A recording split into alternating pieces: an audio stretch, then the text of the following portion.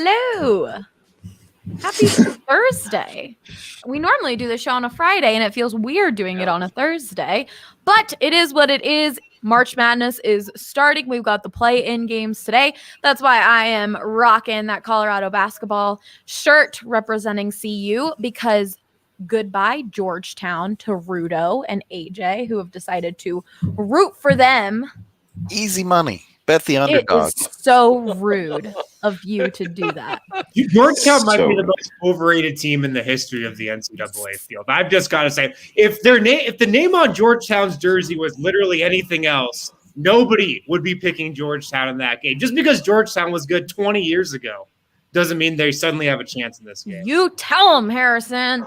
Come on. Solid point.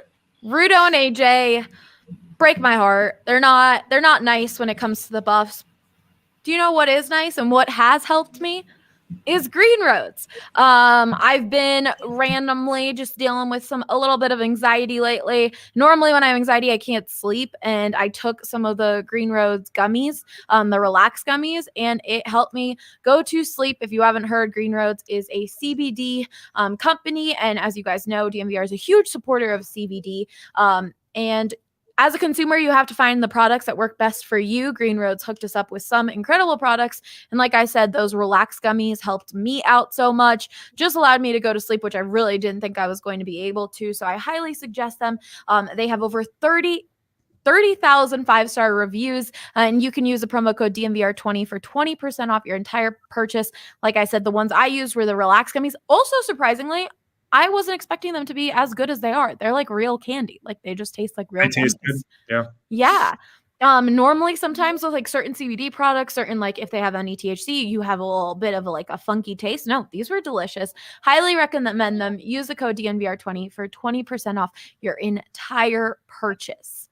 Welcome into the Denver Sports Podcast presented by Breckenridge Brewery. Our TikTok just went live, and the reason I'm telling you about that is because I put some DNVR employees' Breck Brew knowledge to the test. I put 5 Breck Brews in front of them. They were blindfolded with a DNVR mask, and they had to guess which was which beer. And there was 5. The best we got was someone knowing 4. I was pretty disappointed. I would have gone 5 out of 5 on that. Drew, I'm going to need you. Next time you come in. My money would have been on Drew out of anyone in the company. Rudo? He's the favorite, I feel like. You're muted. Rudo's muted. Get me in there too. Yeah, Drew will probably beat me, but I feel like I could do 4. 4? Yeah. 4 was the best we got. We had a few people who got 0. I definitely can do better than that. Name names, Allie. Name no, names. I'm not going to name names. You'll have to watch the TikTok. It's going to be live sometime next week, so definitely look at that. But if you don't like the beers, Breck Brew seltzers are incredible. They have become an all-time fave here at the DNVR. That's going to be the next challenge, seeing who can test the different flavors of the seltzers. Harrison, I would say you and Rye would probably be in the top 2 of the seltzer tasting ones.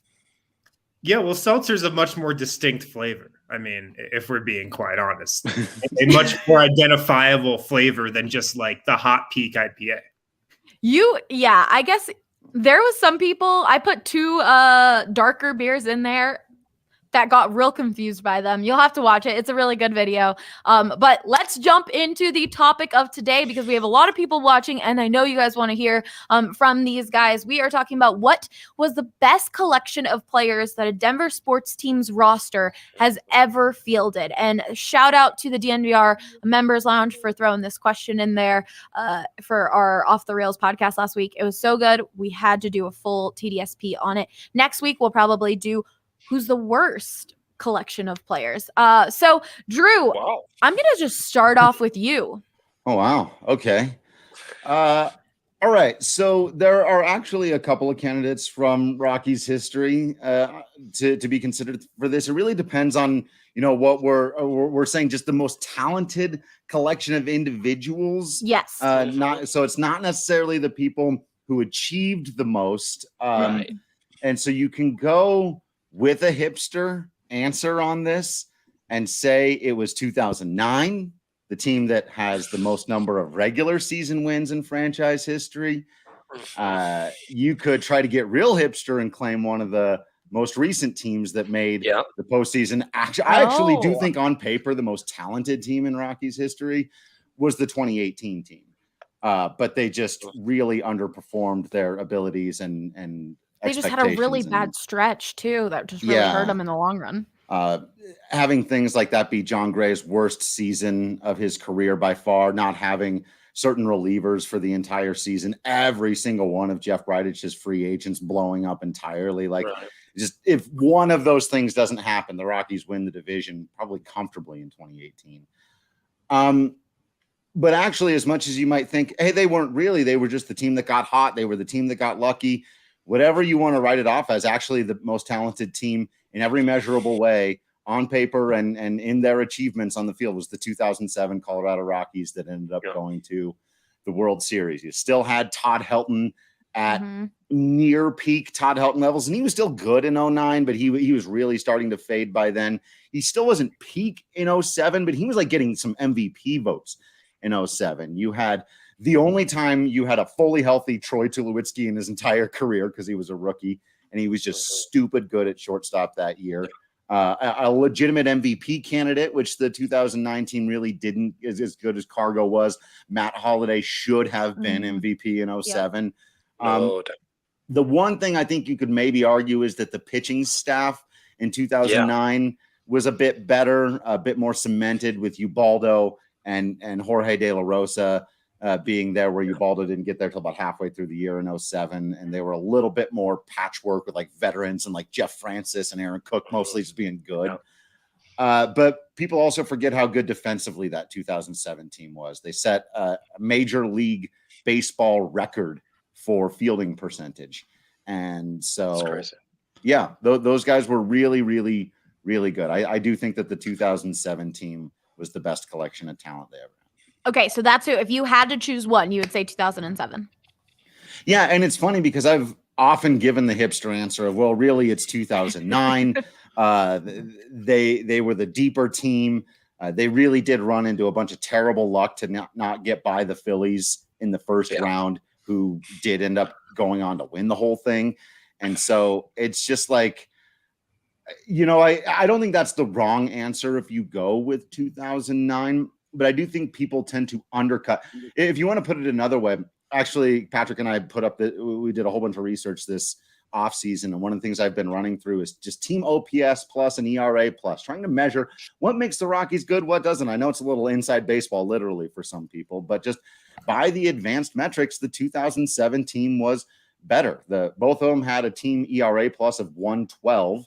And in 2009, the team OPS plus was 96, and 2007 was 98. The offense was better in 07. They just got unlucky for earlier parts of the season. And people tend not to think of the 07 Rockies that way. Like, they got so lucky. It's like, actually, the numbers suggest they were getting unlucky earlier in the season and really were riding the ship in a way that made sense. Well, that 07 lineup's epic. But I might side with you because in 09, right, Ubaldo's already on the verge of becoming a staff ace by that point. Yeah, I mean, Ubaldo really was going wild, and 09, definitely that's your best 1-2 pitching punch with Ubaldo, and Jorge De La Rosa was absolutely incredible that year. I'm curious about that. Who do you consider to be the best Rockies pitcher over their franchise history? Because I heard John Boy making a case for German Marquez the other day. Yeah, I mean, he will be if he pitches 3 or 4 more years. Like, he's about to catch up to Ubaldo Jimenez in a lot of categories, actually. It's still Ubaldo for now. Again, there's a misnomer with Ubaldo that he had this one great year in 2010, and that was really it. But, like, he was great in 2007. He was pretty darn good in 2008, and he was great again in 2009. And then he was elite, phenomenal Bob Gibson in 2010. And so that 4-year stretch that he had, he still has the most WAR, if you want to look at it that way, in Rockies pitcher franchise history. So, yeah, he's the guy to beat. But Marquez, if he's around for even maybe just 2.5 more years, he'll probably pass Ubaldo in almost every category. All right, Rudo, Harrison, this is my favorite thing about these podcasts and our company is that you guys have all lived through all of this. You were around during the time of this, so you can all talk about it. Do you agree with Drew on that 2007 Rockies team being the best, or do you guys feel a little differently? Harrison, I'll start with you. I mean, I'm going to default to Drew. I mean, that's definitely my fondest memory of watching the Rockies. For sure. But it's crazy, Drew, how much luck, like you were alluding to, can play a role in a season. I mean, like, look in the NBA, honestly, it's like everything. It really is. Like from 3-point shooting game to game. I mean, the NBA is just like in a place now where it's almost like whoever just hits the most threes in a game is going to win that game. And whoever has just the best 3-point shooting percentage in that game is probably going to win on that night. Luck plays a huge role in sports. So I'm going to default to Drew. Like I'm with you there if that's the argument. Bruto, what about you? I think Drew's probably correct, but in my head, having grown up watching the Rockies, the 2009 pitching staff kind of does it for me, because as a kid going to Rockies games pretty regularly, every game was like, boy, I hope the Rockies score 10 runs tonight because the pitching's not going to get the job done. So contrasting that side of things, I do really like the 2009 team. And then Dre, you had mentioned 2007 for you too. Or are you going back now? I mean, it's why this is a great question, because I think if you nitpick, yeah, it probably is 09 because of the pitching advantage. But to me, I mean, there's no lineup in baseball that's more like personally meaningful and iconic than an 07 lineup. I mean, 1 through 8, you just got hyped for who was coming up. It was just built so perfectly. You had the speed up top. You had, some real power in the middle. And I mean, even who was batting eighth? Like Torrealba? Torrealba was huge, man. He was clutch in the playoffs. So you just love that lineup through and through, man. It's like, it's my favorite baseball team, bar none. Hit that big 3-run home run in the rain in the NLCS. I was at that game. No way. Wow. Sitting first baseline, me and my buddy in high school. It was packed, obviously. It was snowing when he hit that homer, I remember. And like me and my buddy from high school were sitting behind this couple, and they wanted to buy us beers, but we weren't 21, so they just bought us hot chocolate. It was incredible. It was incredible. I think Ryan was at that game too. And Harrison, you and Ryan have been like at the same events or like at the same school and just like missed each other so many times. I think it's so funny. And now you're both here at DNVR. What brings that up for me is we were watching the Stampede to Staples documentary. It's like a little mini documentary about the Buffs winning the Pac-12 championship in 2012, and Harrison and Ryan were chosen out of multiple students. There was 50 Buff students who were invited, and they were both there, and we saw Harrison on TV. We were like, no way. And Ryan's like, I had no idea Harrison was there, and he didn't know that Ryan was there. So funny.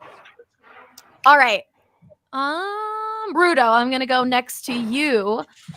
Who would you choose for the Avs as the best collection of players that the Avs have ever fielded? Put on the ice. So there's a serious case that it could be right now or in the future. The three-headed monster. You have Cale Makar, Bowen Byram, even Devontae, Sam Girard. Yeah, Newhook's on his way. The second line right now is Nazem Kadri, Brandon Saad, and Andre Burakovsky, who are all, they have more points than some top lines in the league right now. So I think there's a serious case for right now, except for in goal. And don't get me wrong, Philip Grubauer's been great, but he's not Patrick Waugh. Yeah. So it's going to be a really hard one to overcome. Patrick Waugh. So.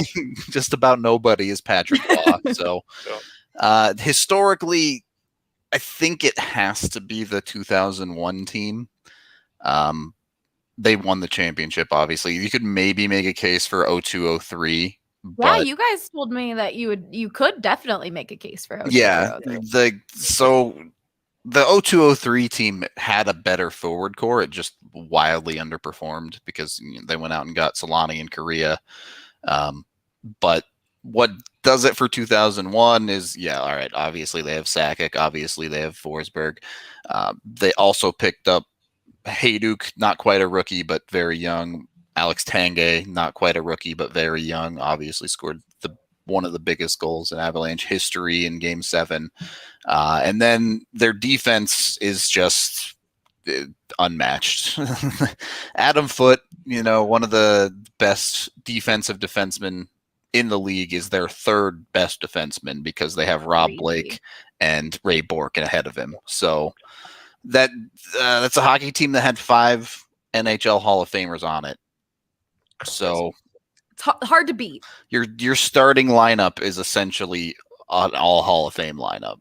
It's just out of control how good that team really was. So yeah, the 96 team doesn't even come close to competing with it. They had Forsberg, Sakic, and Waugh, but when you add Blake and Bourque to that, you're just I can't accurately describe like how insanely good that team was, both on paper and on the ice. It was just insane. The comments are also agreeing 2001. What do you guys think, Harrison, Dre? Yeah, I mean that 2001 team, I remember watching it, that felt like a super team just because there were so many big names on it. Yeah. Yep. And like they were like, yeah, some of them were past their prime, but they were so good. Like that felt like a super team to me. Yeah, Ray Bourque was 40 and the dude still put up like 45, 50 points that year or something insane. So it's crazy. They're just a monster. They won the cup that year without Forsberg at the end of it. So yeah, that's how good they were. Dre, and a monster top to bottom. I mean, in goal, on the defense, as you said, not just the best defense in Avs history. I mean, we're talking about one of the very best defenses in modern NHL history, right, Rudo? And then, I mean, the forward line is GTFO. So to me, that's the front runner here.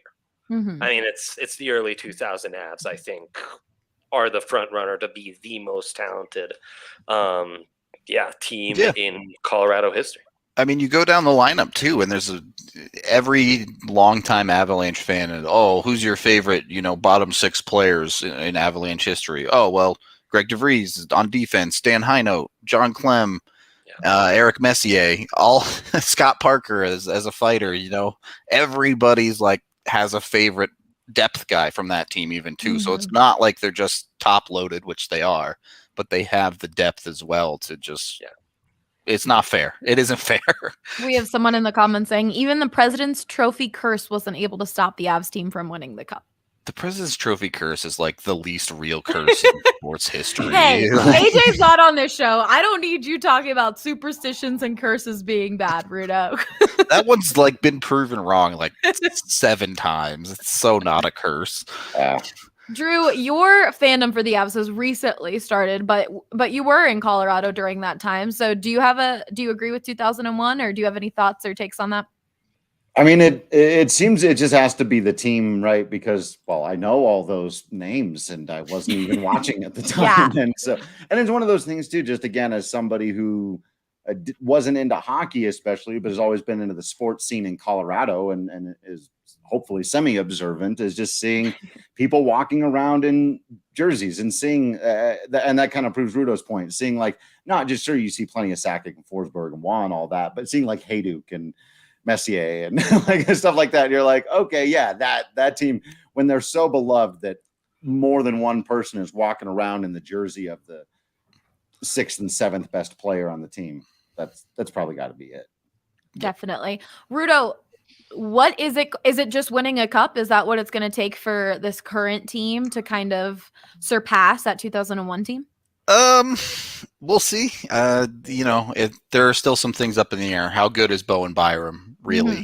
How good will Alex Newhook be when he gets here? That's true. What are the final pieces? Because look, Nathan McKinnon is as good a forward as anyone the Avs have ever had, for sure. Same thing with Cale Makar on defense. But how are these pieces going to round out? Right now, Mikko Rantanen's on a Hall of Fame trajectory, but he has to keep it up. Yeah. And then, Kadri's coming up on the last year of his deal. Is he going to stick around? Can he be like a continual force on this team? What do the Avs do with those other spots a little bit? So the forward core isn't quite solidified enough, I think. But defensively, they make a real case. I mean, Blake Borkfoot is all time, but so Makar, Taves, Girard could be all time. That's exciting. Sounds like we're 2 Hall of Famers short right now. So like Byram, Newhook, someone has to emerge. There you go. Today. So I mean, if 3 Hall of Famers in, great. 2 Hall of Famers short, that's hard to come by. And I mean, Rudo plays the rest of his career this well, maybe something like that. Yeah. That's what I was gonna say, Rudo. You're still questioning that goaltending position. So who knows what could happen in the next few years? Yeah, for sure. I mean, look, goaltending is one of the most volatile positions in all of sports, so you never really know at that spot. But if you get lucky, it's a real conversation. It's so cool that obviously when the pandemic hit and sports stopped, which is crazy that it's been a year at this point, we did not know what to do. And I'm so glad that we thought of DNVR watches, and I was able to go back and really watch that 2001 team, like watch some of these crazy big Denver sports moments, because for some of them I was too young, for others of them I wasn't here. And so like getting a chance to do that and be chatting with all of our members in the Discord when it was happening and all these other things was just so fun. So if you haven't checked out our members Discord, the DNVR Lounge, I highly recommend it. You can join once you are a DNVR member, and we are just constantly trying to put out a lot of content for you guys, written videos. Like we finally hired a video editor, and we're going to have such great video content coming on YouTube. His name is Aaron. We'll definitely give him a formal introduction to you guys all soon. But definitely recommend becoming a member, and specifically right now, because we have a fun new perk for the next 300 members. If you sign up to become an annual DNVR member, not only do you receive a free shirt of your choice from the DNVR Locker, but you will also get a recovery holistic stick from Holistic Wellness. What's that? Holistic Wellness is all about CBD. So just like I told you about Green Roads, it really can help depending on what you need it for your body. Check out the reviews at holisticwellness.com. That's HOLISTIK wellness.com. You're getting a product free just for signing up, plus a free shirt and all of our content. You're getting one hell of a deal. So definitely check out. They are giving, besides just giving that free product, they're giving all of our listeners 30% off their first purchase using that code DNVR30. It's a great deal. Annual membership, free shirt, and a holistic stick with a coupon inside. Check that out. Moving on to another thing that we're doing that DNVR does. We are going live for like 12 hours tomorrow for Big Bets Bonanza. Oh, baby. DraftKings Sportsbook is the presenting sponsor of that. We will be going live at the start of March Madness at 10 a.m. and we will not be offline until the last game ends, which means I will be sitting right here for 12 hours tomorrow. Come chat, come hang out. It's going to be a really great show. We've got giveaways, all that fun stuff, but we will be placing all of our bets on DraftKings Sportsbook. Go win a bunch of money with the DraftKings Sportsbook bonanza that we're all doing over at the bar, and then take all that money the next morning and bet it on Georgetown. No! On the Avs! The Avs play. That's where I thought you were going. The Avs play in the afternoon. Rudo! It's a long walk for that punch in the God. It was the setup that hurt as much as the execution. It really was. And it was the unexpectedness of it. Just like on a post-game show, Rudo had an unexpected manscape read that I was like not expecting. I literally hopped on and was like, are you kidding me? You went from here to Manscaped? How? I'll bet Dre and Drew have CDs in their houses. Oh my God. No, Rudo, you're not saying it again. March's biggest tournament is finally here. Like I said, that's why I'm rocking the Colorado basketball shirt. We don't know what's going to happen, but you can start placing your money on DraftKings Sportsbook, America's top-rated sportsbook app. It is allowing all new customers to be put in the center of the action. Bet $4 on an underdog, not Georgetown, and win $256. If it's that simple, if you win, download that top-rated DraftKings Sportsbook app now. Again, use the promo code DNVR to get that deal. Dre, what's another underdog besides Georgetown that people can bet on? Because boo you, Rudo and AJ. Well, maybe you would be interested in being able to bet on any 12 seed to pull off the upset. That happens over 30% of the time every tourney. You could get that bet. That's a special bet you can get boosted right now. Also, we are very high on Winthrop, apparently, upsetting Baylor, which would be unprecedented. Winthrop? Can't even say their name, but you're high on them. I can't pronounce their name. That's impossible for me. I'm also high on Ohio to upset Virginia. That's a 13 over a 14, right? Okay, there you go. Harrison, what's the school's name? The correct name? Well, I believe it's Winthrop. Yeah. I can't pronounce it. You've got it right. Yeah. He said all during Bets Daily right before the show, he said Winthrop. Yeah, huge on Winthrop the whole time. Yeah, Winthrop, they're my favorite. There we go. You heard it here from Dre, but also if you're interested in placing any bets, just tune into Big Bets Bonanza tomorrow. There's going to be a lot of great bets thrown your way. Like I said, download that top-rated DraftKings Sportsbook app now and use the promo code DNVR because when you sign up, you can turn $4 into $256 if the underdog of your choosing pulls off the upset. That's code DNVR to turn $4 into $256 for a limited time only at DraftKings Sportsbook. Must be 21 or older. Colorado only. New customers only. Restrictions apply. See DraftKings.com/sportsbook for detail. And if you have a gambling problem, call 1-800-522-4700. Dre, did something bad happen in your game? I am on pins and needles right now. I have 13 Dre's minutes. just quick little face cover, Give us the rundown. What's going on over there? I need a goal. We're in Europa League. It's Milan against Manchester United. Milan's going to be out. If they don't, we almost had one there. Manchester United up 1-0. We've got 13 minutes to go. I need my guys to tie this up. All right, Dre, you keep us updated. I think we'll know by your facial expressions, but just keep us updated. Before we move on to Broncos, Buffs, and Nuggets, we're all looking for ways to save money, especially right now.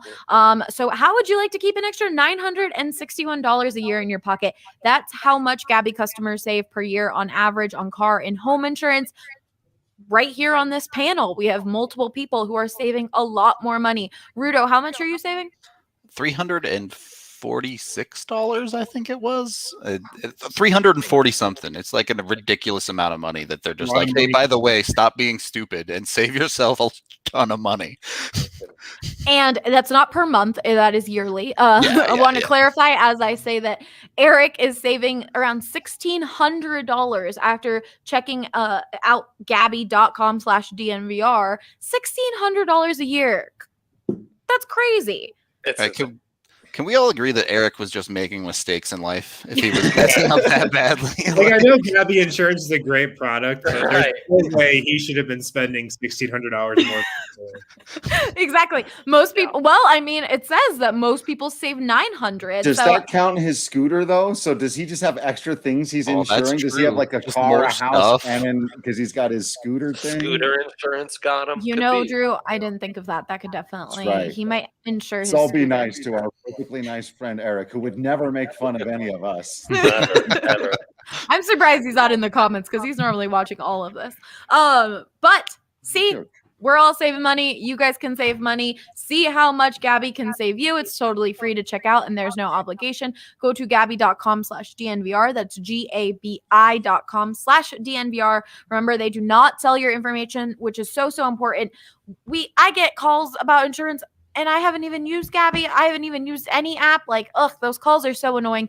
Gabi does not share your information with anyone, so you will not be getting your phone blown up with insurance calls after checking them out. It's super comforting. One more time, head to Gabi.com/DNVR and see how much you can save. Make sure you get that /DNVR in there to give us some credit. And as always, helping our partners always helps us. All right. Harrison, we're going to start with you. Who do you think is the best collection of players that have ever played for the Nuggets? All right, so I'm going to talk about two teams, one before my time, one that's happening right now, actually. And the first one, I'm going to go back to the 1984-85 Nuggets, a long, long time ago, but this was the last team to make the Western Conference Finals before the Nuggets just made it last playoff. So, you guys probably don't remember who was on that team specifically. The headliners, Alex English, Hall of Famer, late career Dan Issel. Yeah. His numbers hang in the rafters, obviously, a Hall of Famer as well. Fat Lever was also on that team. And a guy by the name of Calvin Nat was also on that team. Only played in Denver for like 5 seasons, but that year averaged 23 points a game. They made it to the Western Conference Finals. So, I mean, that team, that's a big collection of talent right there. And the other team that could probably contend with that one is the Nuggets team this year, if I'm being honest. And the biggest reason why is they might have the best player in the league in Nikola Jokic. They might have the MVP. He's going to finish higher than any Nugget ever has in MVP voting. And behind him, I mean, they got a bona fide big three. Brendan Vogt was saying this on the postgame show last night. The guys were doing like hot box and hot takes. And his hot take was that the Nuggets have the second best big three in the league behind the Nets. And honestly, it's not that crazy of a take. It's really not when you go down the standings. I mean, Jamal Murray, if he was in the Eastern Conference, he would be an all-star by now. Michael Porter Jr. could be well on his way. So I think if you're looking for a collection of talent, this team right now is in contention. I love the fact that we have both an Avs and a Nuggets team that could be competing for this topic right now. Like, that's so cool. We're in such a great time for Denver sports, an exciting time, and we can only see like where they go from here. No, it's awesome. And that's like another thing that's crazy about the Nuggets being on this list is all those guys are their top 3 guys are 26 and under. I mean, it's a similar position that the Avs are in. Nikola Jokic just turned 26. Jamal Murray is 23. Michael Porter Jr. is 22. It's crazy. It's crazy. And I mean, Harrison Wind did say on our breakdown this week, don't take the buyout on Nikola Jokic for MVP just yet. Take it. Don't take it. The Nuggets right now, the Nuggets are 8-2 in their last 10. They're 1 game behind the Clippers for the 4th seed in the West. And Denver has a cake schedule upcoming, an absolutely cake schedule.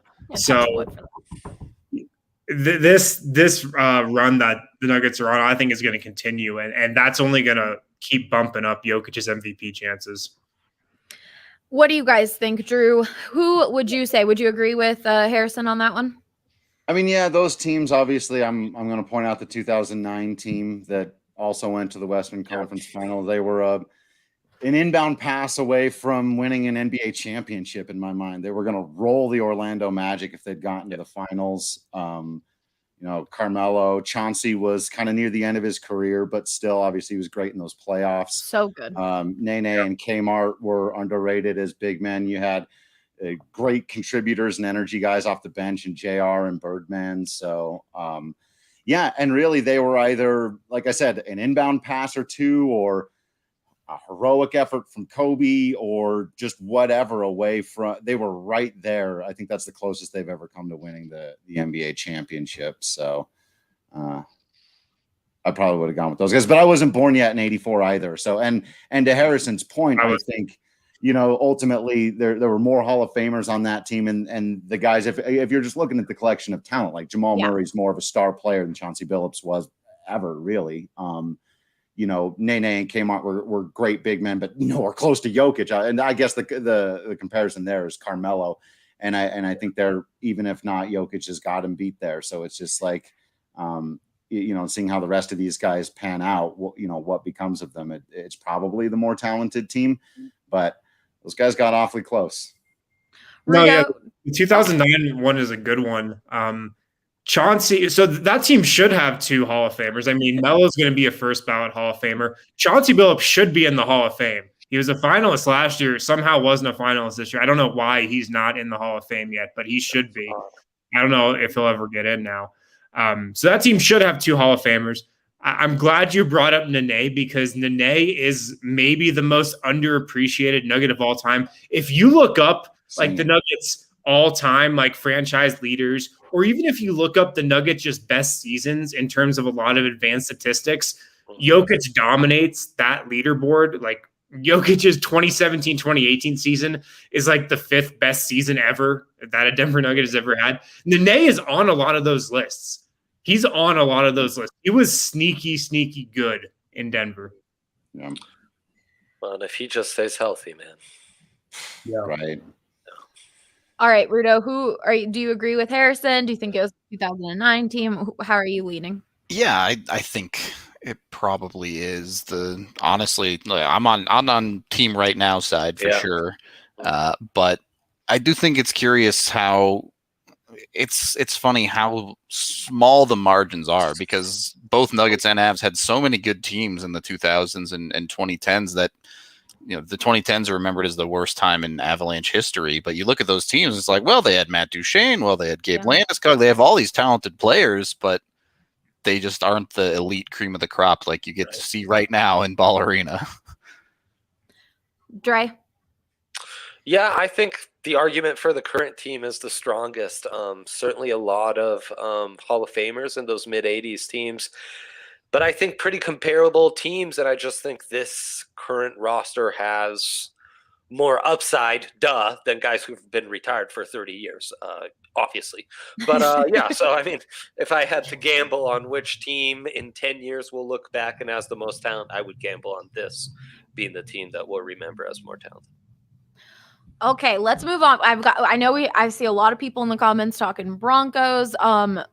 Let's start with Broncos, Dre, and then you had mentioned a Buffs team, so we'll go to that after. But let's start with Broncos. Yeah, I think my task here is to see Rudo's 5 Hall of Famers and match him in the 97 and 98 years. I think 97, you could actually make the argument, better regular season team, have that first round bye. Everyone remembers that horrendous upset by the Jacksonville Jaguars in the divisional round. But as far as construction of talent, you still have Mike Shanahan on the bench. I think Elway might have been a little better. Terrell Davis, almost just the same. Gary Zimmerman, who was on 2 all-decade teams, is there. And you've got the defense, with Steve Atwater. And that's just the Hall of Famers, including Shannon Sharp. It's not even to mention Ed McCaffrey, Rod Smith, the rest of that line, the rest of that D-line, the linebacking core, who we all loved with Bill Romanowski and those guys. Tons of talent at corner. I think that's where you go. It's essentially the repeat teams, but really the one that lost it before the team finally won it all, I think might be the most talented. I think there's a case to be made for 2013 because that offense was so dynamic, but that's also the 1 year Vaughn was suspended and the defense really wasn't up to par. I don't think it was comparable to the defenses of those late 90s teams. And maybe on paper, this most recent Super Bowl winner in 2015 is the most talented. The problem is Peyton Manning's not playing his best. And that really kind of hindered the offense. So if you were just to look at that roster on paper, maybe they really give 97, 98, 99 a run for their money. But I think quarterback play cannot be ignored. And I think for Elway playing much better in, his 3 final years than Peyton did in his final, that's why I give the edge there. Yeah, if you just looked at the roster, not how they played or anything like that, then that 2015 team would definitely compete a lot more to that. Rudo, what do you think? You're muted again. I think she just combined our names too. I think we're Drudo from now on. That's at least that's our. Now we know what our couple name is. They're great. Make it official. Celebrity couple name, Drudo. Guys, I have concussion problems. I mix up names. I mix them together. I'm embarrassed by the one I'm most embarrassed about is Michael Spencer. I don't know why I call Michael Harrison and then another one of our members Spencer. I just combine their names whenever I talk about them, and I'm like, I'm so sorry. I think it's the 97-98 team. I mean, to Dre's point, that was a time in John Elway's career where nothing on planet Earth was going to stop that guy from winning. Yeah. Manning in Colorado, don't get me wrong, great quarterback, 100% easy Hall of Famer, one of the best ever, but he just didn't have it left in the tank at the end there in Colorado. So I think that's the big difference for me. Harrison? Yeah, strong agree. Yeah, I mean, the Hall of Famers, like the talent, it's clearly that team for me. Well, Drew, do you agree? Capping it off? Correct. Correct. All right, Dre, what about the Buffs team that you mentioned before we started the show? What's fun is the Buffs, you can make some arguments similar to what arguments have been made for the Rockies and Avs, where yes, 90-91, technically 89-90 are when they go to the back-to-back national championships, lose the first one to Notre Dame, win the second one. But I think most Buffs fans would argue the 94 team with Cordell at quarterback, I believe that's when there's the Hail Mary against Michigan, and just the collection of talent on top of the fact that they have a guy like Matt Russell, who's essentially an NFL GM, Vance Joseph, a bunch of other guys who went on to become really important. I think the 94 Buffs team belongs in this because that football team was absolutely stacked. Didn't win the national championship. Rashawn Salam's on that team as well, but still insane collection of talent. Yep, September 24th in 1994, Miracle at Michigan. What a play. It just showed up. I love watching that one. And the call, too. Oh, it's crazy. Does anyone have any comments on the 94 Buffs? No? I think Dre put it well. All right, now I want to go. So we gotta declare a winner, which I think is going to be hard. So we don't have to. We can put it to a poll if you guys think it's going to be a little bit hard, or if you guys think it's easy, then that's great too. But Rudo, who would you vote out of all the teams we talked about today? This is a slam dunk 0-1 Avs. Okay. No other GM has ever been as aggressive as Pierre Lacroix was in creating an absolute juggernaut of a sports team and this was, you have to remember, in an NHL before the salary cap existed. So the dude just literally went out and got all the best players and was like, all right, we're done here. Super team. For sure. Dre? Do you agree? I hate to do it, but I have to agree. If nothing else, because you have a smaller roster, right? So 5 Hall of Famers out of 22 versus 5 Hall of Famers out of 56. I'm sorry, that math jives with me. So yeah, I gotta get the advantage to the Avs. I just can't not. Okay, I thought you were gonna put a little bit of a fight up for the Broncos, but okay. Harrison? Yeah, it's the Avs. When Rudo was rattling off that roster breakdown, have you guys ever seen that video of that Lakers fan? And he's like, "This is how we're gonna rebuild the Lakers. We're going to sign all the good players. We're going to give away all the bad players." Like that's what I feel like Pierre Lacroix was doing there. Just plain and simple. That's it done. That's a great explanation. That's a great case for that roster. Drew? Correct. Okay.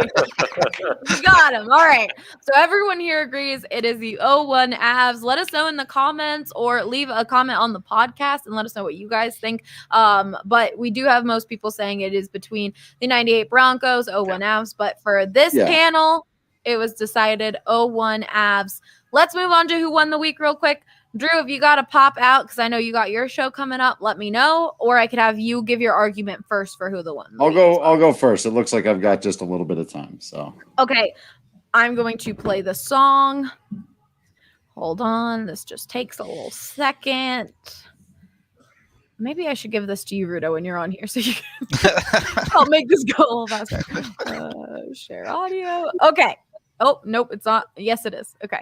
Who did the most and who did the least? Who was the dog and who was the beast? Who's in the boat and who's up a creek? Let's see. Who won the week? All right. I do have to give a shout out before I start with you, Drew. CSU won the week last week. I am so happy for him. You know, I'm going to tell Justin. It's going to give him something to be excited about. Yes. Okay. And the parade. It was between Nikola Jokic for his all-star appearance, helping his national recognition, A. B, CSU Rams fans for getting their first postseason win in 4 years. C, Tad Boyle for securing CU's best winning percentage since 1969. And D, Brendan Rodgers for having a great spring training. How about this? B, Shut up. That was great. That was mine. I know. I appreciated you making B won by 39% of the votes. You know, Justin was having a rough week with the Selection Sunday, so I'm happy. I'm happy for you, Justin. Next up, we had A and C tied, Jokic and Tad Boyle. And then, we know. And then burnout associated with the Rockies forever. So, Drew. Burn it to the ground. Let's get started with you. Right. Go. No one's going to like this. Not going to get any votes, though they should. And don't laugh right away, because just the fact that the guy's not going to make the team. Connor Joe, you may not have heard this guy's name. He's a former first-round pick who's recovered from testicular cancer. He's made his way into the Rockies system. He's hitting over 400. He's smashing home runs and doubles. He's making men sigh and swoon, and the women love him, and everyone loves what he's doing out there. He's a beautiful man with a beautiful swing, and it's beautiful to see him back out there on the baseball diamond. Hi. Connor Joe. Also, what a name. Connor Joe won the week. Connor Joe, wow. Okay, Is he a left fielder? Because that was out of left field. No one was expecting that. He's not going to get any votes. Yeah, maybe he will. He should. Maybe he will. And Drew, you can hop out if you have to, but that was perfect timing. I'm going to jump in here because our sponsor, Manscaped, is doing this thing where every purchase at manscaped.com goes towards contributions made to the Testicular Cancer Society. So definitely use that code DNVR for 20% off with free shipping at Manscaped. Like I said, every purchase has funds going towards Testicular Cancer Society. I am going to let Rudo say this one line. All right, listen up. Listen up here. Of course, take care of your balls. Get yourself checked out. But inevitably, you're going to need some precision-engineered tools for your family jewels. They'll help you turn that Kentucky Wildcat in your pants into a South Carolina Gamecock, baby. So when you're watching March Madness alone, sitting there on your couch, it's boring, you get to halftime, you know exactly what to do. Bust out the trimmer. Get the job done. That is the time to do it. That's the best time.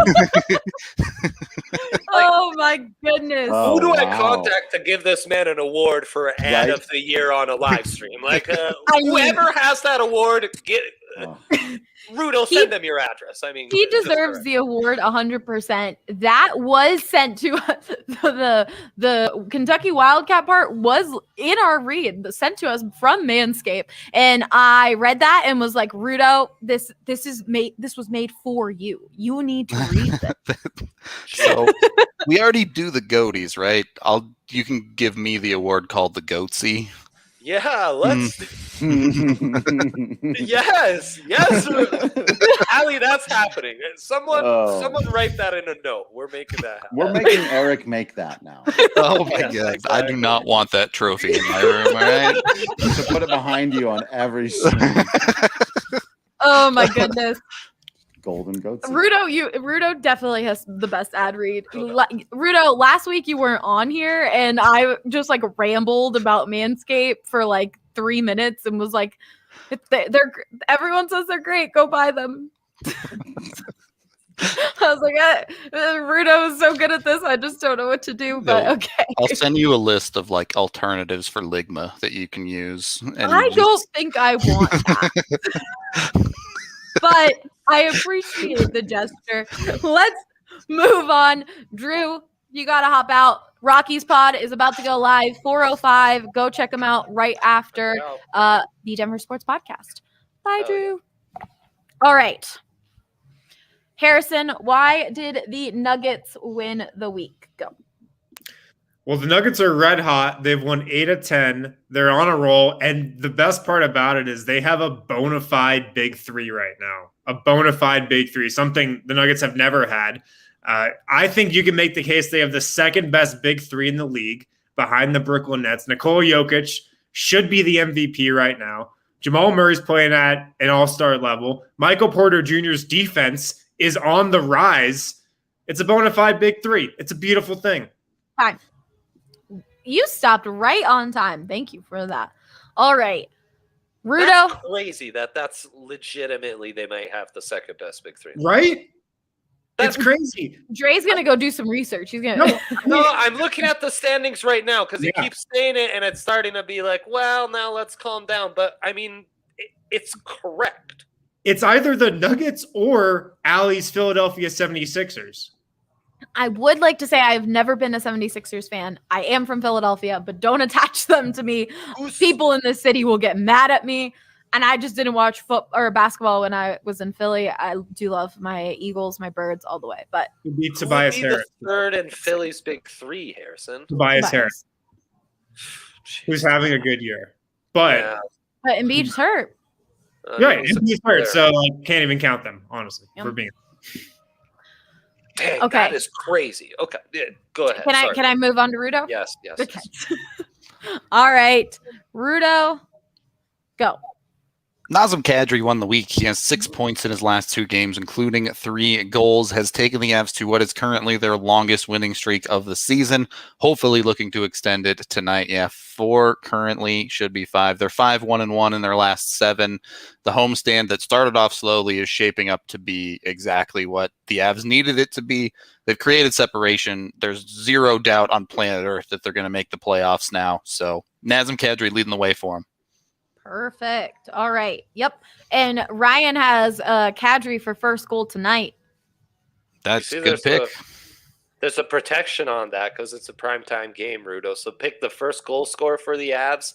As long as they score any time, you get that back. Oh, that's the easiest protection ever. All right. Go YOLO and go bet on one of the guys coming back. Cale Makar back in the lineup tonight. Are we sure? We're sure. Is Bowen Byram? Byram back as well. Yes. Okay. Very excited about that. Michaela's over here yelling as well. Not in the lineup. Okay. All right. Dre. Why did the Broncos lose the week? What? Because they said goodbye to Philip Lindsay. That's my take. Well, I love Phil. I know. And Phil sucks. I mean, I'm rocking the Phil. That's a bummer. We're going to just go watch Phil go play for another team and absolutely destroy. And I'm so excited for that because he definitely needs to be on a team that treats him with the respect he deserves and also plays him in the right system that he needs to be played in. That was my little 30 seconds. Well said. Well said. I couldn't agree more. So maybe Phil Lindsay won the week. Maybe that's your case, Allie. Phil Lindsay won the week because he's going to a team that might actually value his talents. Despite all that, I would say Broncos fans won the week because they are, for starters, maybe the greatest defender in franchise history is staying for at least another year in Von Miller.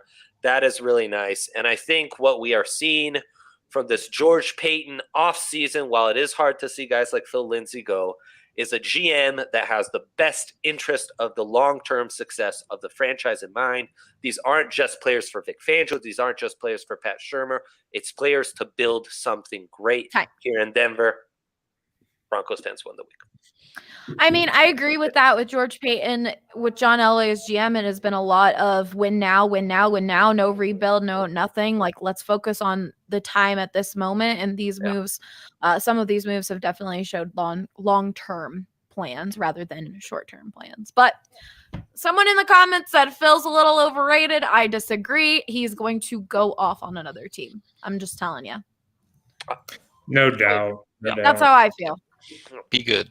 And he's also like the nicest person. I covered him at CU, covered him as at the Broncos, and he's just a really great guy. So I'm excited to see where his future holds. But all right, that is everything for today. Thank you all for watching. Next week we are going to do what is the worst collection of players on a Denver sports team roster. It's going to be a good one. I'm excited to hear for that one because I feel like the Nuggets would have a lot of contenders. Yes, Harrison. I'll have you on that one.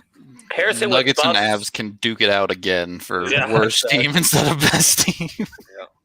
You've got some candidates there for sure. It's going to be a good one. If you guys have any great topics that you want a panel of Broncos, Avs, Nuggets, and Rockies to talk about, always let me know. You can hit me up on the Discord, on the DNVR Lounge, or over Twitter, or leave a comment. Also, go leave a review, a nice review. The last review that we have is a 5-star, but it is Drew, Tim Tebow sucks. So let's get another few in there. I see no love. Wow. And he's out here to defend himself. Go watch that show. It is starting right now. We'll see you guys at Big Bets Bonanza tomorrow. Bye.